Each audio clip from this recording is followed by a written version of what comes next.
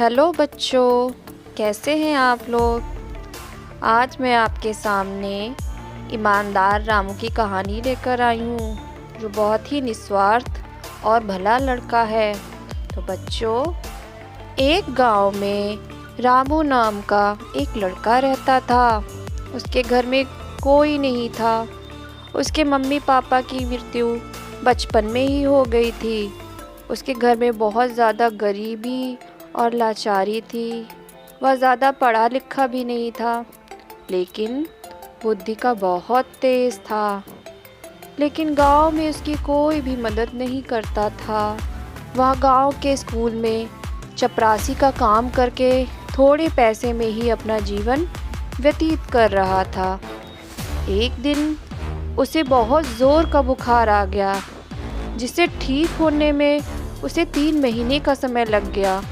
जब वह ठीक होने के बाद स्कूल में गया तो वहाँ के प्रिंसिपल ने उससे कहा कि रामू, तुम्हारे स्कूल ना आने के दौरान हमने दूसरा आदमी काम पर रख लिया है। ये सुनकर उसको बहुत बड़ा धक्का लगा। वो बहुत परेशान हो गया कि अब वह अपना जीवन कैसे चलाएगा। उसकी तो कोई मदद करने वाला भी नहीं है। ये सब बातों को सोचते हुए जब वह स्कूल से घर लौट रहा था, तब गांव वाले उसका मजाक उड़ाते हुए उस पर ताना कसने लगे कि वह देखो, गरीब जा रहा है, इसके कपड़े देखो कितने पुराने हैं।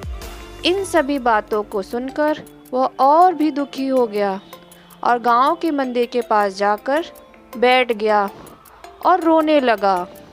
तभी उसके पास उस मंदिर के पुजारी आए और पूछा, बेटा तुम क्यों रो रहे हो। जब उसने बताया कि बाबा, मेरी स्थिति बहुत ख़राब है, मेरे पास खाने के लिए भी पैसे नहीं हैं और अब मेरे पास कोई नौकरी भी नहीं है, तो अब मैं क्या करूं। पंडित जी ने उसकी बात बड़े ध्यान से सुनी और उनको उस पर बड़ी दया भी आई। तब पंडित जी ने रामू से बोला, बेटा तुम पास के शहर जाओ, वहाँ पर मेरे एक दोस्त कपड़े की फैक्ट्री में काम करते हैं, वह तुम्हें नौकरी दिलवा देंगे। ऐसा सुनकर वह थोड़ा खुश हुआ और पंडित जी को धन्यवाद देते हुए अगली सुबह शहर की तरफ चल दिया। जब वह शहर में पंडित जी के बताए पते पर गया तो उस व्यक्ति ने रामू से कहा कि अभी तो उसकी फैक्ट्री में हड़ताल चल रही है, इसलिए सभी छुट्टी पर हैं। तुम 1 महीने बाद आना, तब मैं तुम्हारे लिए कुछ कर पाऊँगा। यह सुनकर रामू को चिंता हुई कि वह 1 महीने तक कैसे जीवित रहेगा। उसके पास तो ज़्यादा पैसे भी नहीं हैं। यही सोचते हुए वह सड़क पर चला जा रहा था कि उसने देखा एक बूढ़ा व्यक्ति सड़क के किनारे घायल पड़ा हुआ है।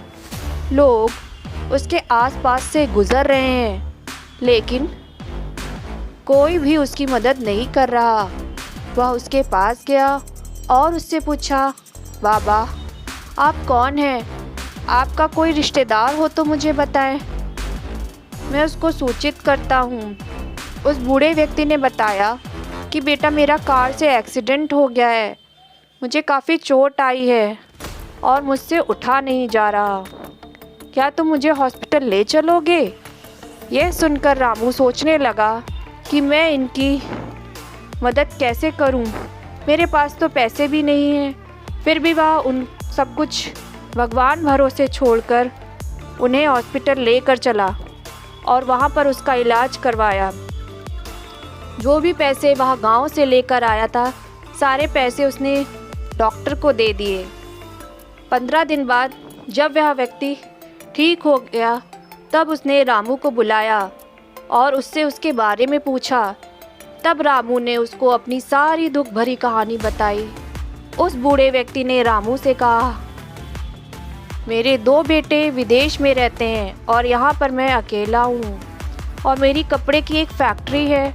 अगर तुम चाहो तो मैं तुम्हें उस फैक्ट्री में मैनेजर की पद पर रखना चाहूँगा, क्योंकि तुम्हारी निस्वार्थ भावना से मैं बहुत खुश हूँ और मुझे अपनी फैक्ट्री के लिए ऐसे ही नेक दिल आदमी की ज़रूरत है और तुम मेरे साथ मेरे घर पर रह सकते हो।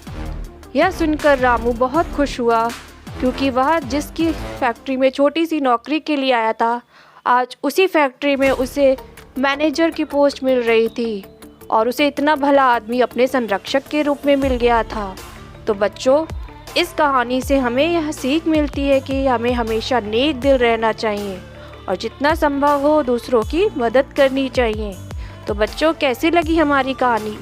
अगली कहानी के लिए हम कल फिर मिलेंगे। तब तक के लिए आप अपना खूब ख्याल रखें और खूब पढ़ाई करें। बाय।